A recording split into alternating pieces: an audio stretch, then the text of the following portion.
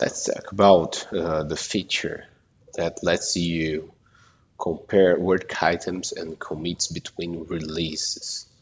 Uh, you basically see which work items were associated into releases between two releases that were deployed. So let's see the whole workflow so you can understand what happens with these new features. Okay.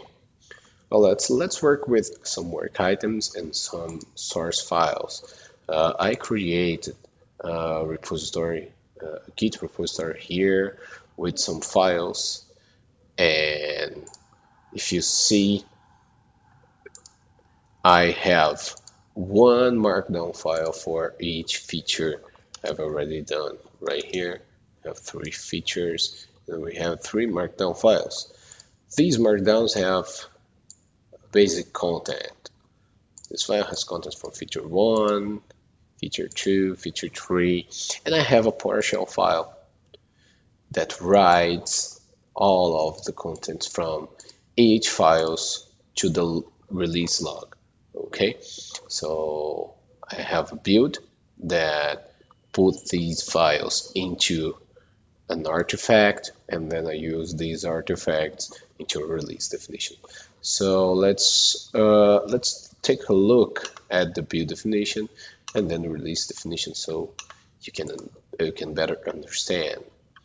I have a build definition right here, and there's a single task that puts everything from the repository into a package of type, server type. Okay, and then in my release definition, I have two environments just to simulate it, but I have a PowerShell script task that takes that file and runs using using its own working as work your own folder as a working folder, right? So let's create the whole flow, workflow right here. Okay. So let's open the feature for work item. Let's create a new branch. Let's call it feature for based on master branch from RM features. It will be linked to feature for work item, and then let's create that branch. Okay. Now I have all my contents right here, but I did not check it out. So let's use git branch. I am on feature 3. Let's do a git checkout feature 4. Right. Now I have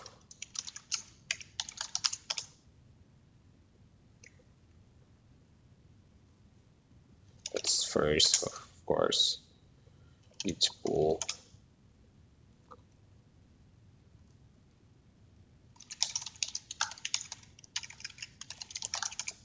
and then my password.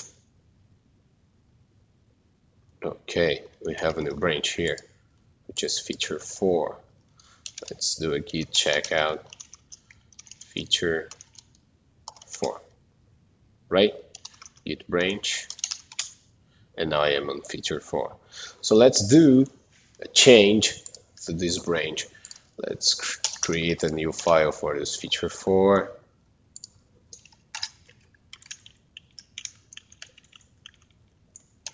Okay, let's change its content. This file has content from feature 4, and let's do something better. Let's change feature 3 file, and this file has updates from feature 4 as well. Okay, so let's do a git add and a git commit.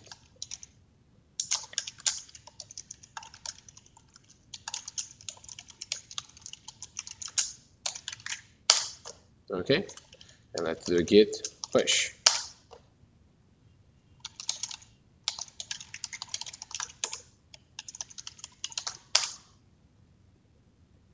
So that's all. We did the change to the feature 4 branch. Okay, we have a feature 4 file right here, and we have a change to feature 3.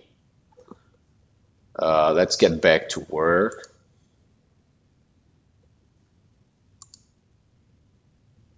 And let's create a pull request to this branch. So we can see that we added this file feature 4 contents markdown, and we changed feature 3 contents. Okay, so let's create that pull request. All right, once I create a pull request to the master branch, I configure it to run a new build right here. So let's wait for the build to be completed, and if it's all okay, we're going to complete that pull request. Okay, the build is in progress. Once the build succeeds, let's create a pull request. Let's complete, sorry, that pull request. Okay, so we have this commit as the latest one. Once we have it, let's queue a new build so we can create a new version to be released. Well, as you see, I created 2 builds. Let's imagine a scenario where I have a build for continuous integration with do some basic stuffs, and I have a more complete build which packages everything to be released based on master branch. So these are the two builds that you may have in a more complex scenario.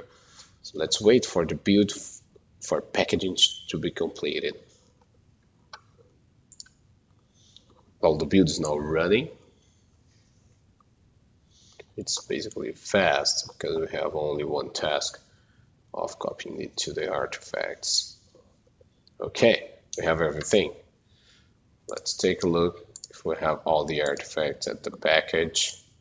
All right, we have the features for content.markdown right here, and we're able to create a new release based on the 311 build. Okay, let's create a release based on 311. Let's make it manual deployment for the production environment. Let's do that. Well, our release